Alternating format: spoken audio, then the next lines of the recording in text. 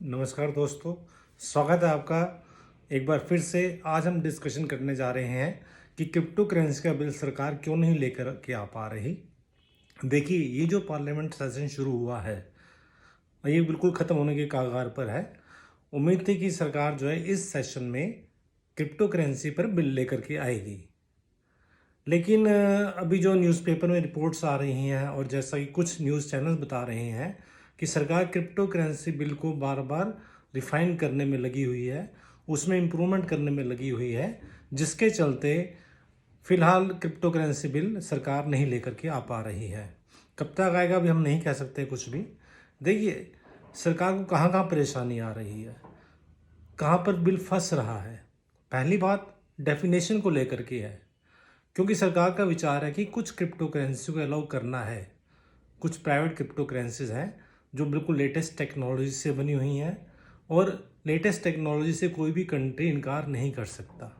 तो इसलिए सरकार बहुत सीरियसली विचार कर रही है कि हम कौन सी डेफिनेशन रखें, क्या परिभाषा लिखें बिल में, जिससे कि जो लेटेस्ट टेक्नोलॉजी है उसका लाभ कंट्री को मिल पाए।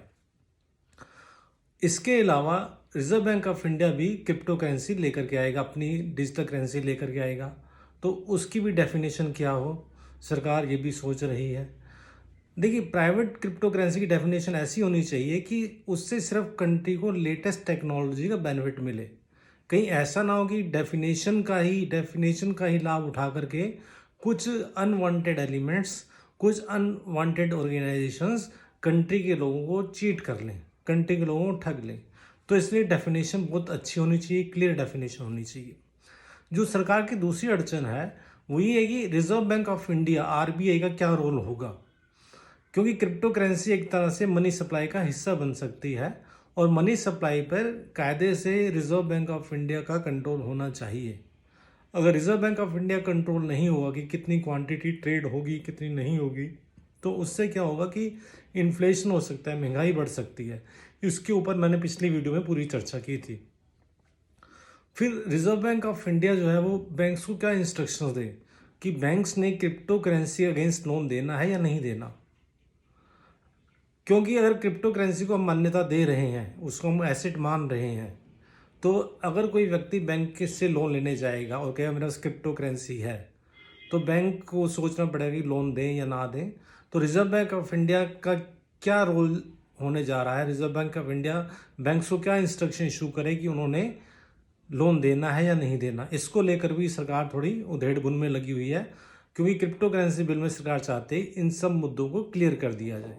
जो तीसरी परेशानी आ रही है वो आ रही है कि सेबी का क्या रोल रहेगा, security exchange board of India का क्या रोल रहेगा। क्योंकि जितने भी एक्सचेंजेस हैं जहाँ पर शेयर्स या डिवेंचर डील होते हैं वो सब सेबी की रेगुलेशन में चलते हैं।